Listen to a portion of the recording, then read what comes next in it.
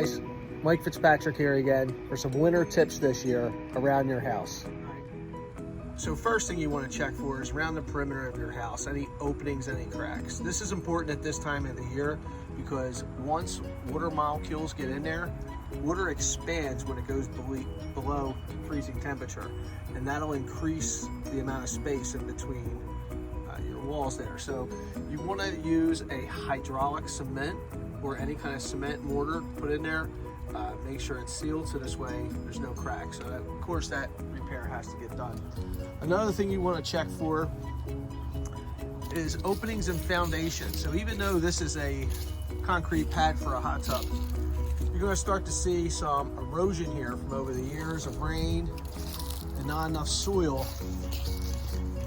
And especially leaves like this, all this should be gone because it creates a habitat. And if you look, there's just enough area in there where rodents can burrow and create more erosion. So you might want to get some earth, some soil, and push that in there and seal that up. Next thing we have is the hose bib.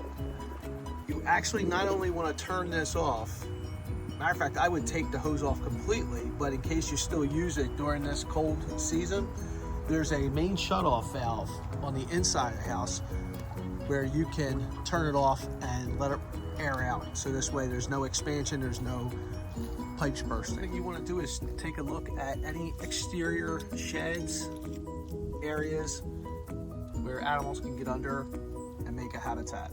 You might want to get some chicken wire from Home Depot or Lowe's to have that taken care of. Other items include your pool heater and central air unit and any kind of filter or any kind of system that you don't need over this season.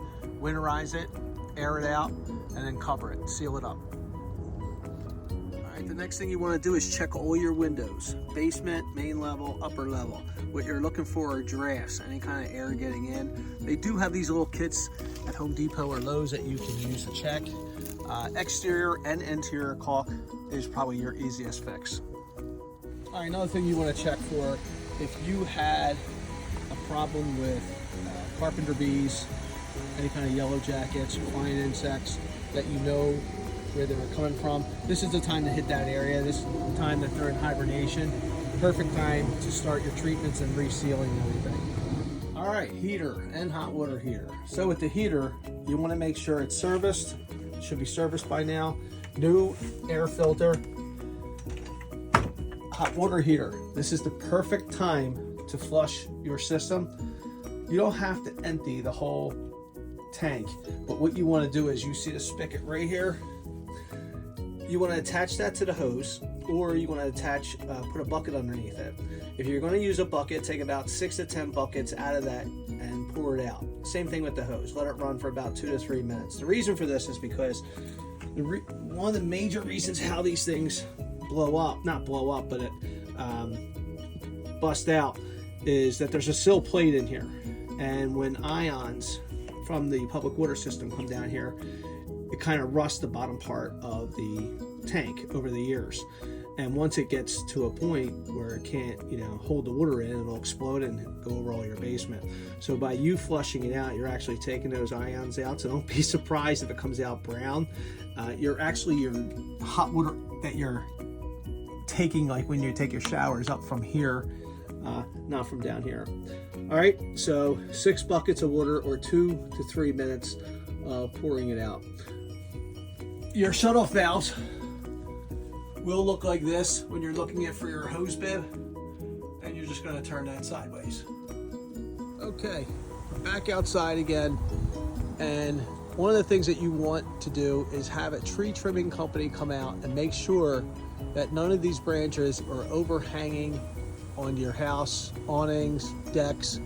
Reason for this is because you might not have had a problem in the summer, but when you get those wintry storms, you're going to get a ton of ice on those branches. And if they're weak, they're going to break and they can cause some damage. So you might want to look at the price of repairing your deck or your roof compared to looking at a price to get it trimmed. Another thing you want to do is also, since you have tree trimming company come out, see if they offer any services as of cleaning your gutters, or you can get a ladder yourself, clean them out. I've seen some people use a power washer, you can use that as well. And you just want to make sure you want to go around the house just to make sure you don't see any leaks. Get it cured now before it's too late.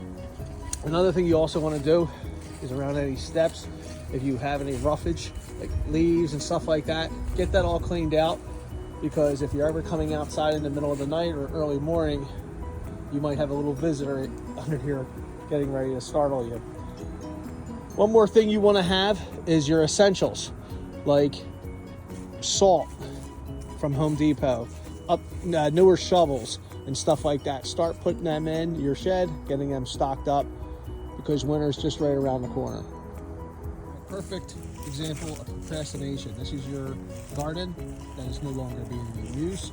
What you want to do, you want to shave everything out of here. Take all the top layer off the soil and actually put down new soil, but cover it. Not with plastic, but just so the nutrients actually is feeding the ground. So this way next year when you add more soil and fertilizer, you'll have a better produce than you did the year before. All right guys, this is the last one for today. We're gonna go over fireplaces. Gas fireplaces and propane fireplaces are really easy, especially if they're ventless. But if they do vent out, you have what's called a flue and a damper. The damper is what keeps the cold air out and heat in. And then when you're using the fireplace, you open it up and it goes up through the flue. Your flue is made up of either terracotta material, which is basically ceramic, and you also have your aluminum or steel flues. What you want to do is make sure that this is always clean. You want to close your dampener, see if you feel any drafts. If you do, you want to have a professional come out to evaluate it, see if there's any cracks in your flue, any areas that need to be caulked up or sealed up. So this way you can have a nice, safe, relaxing, and warm Christmas.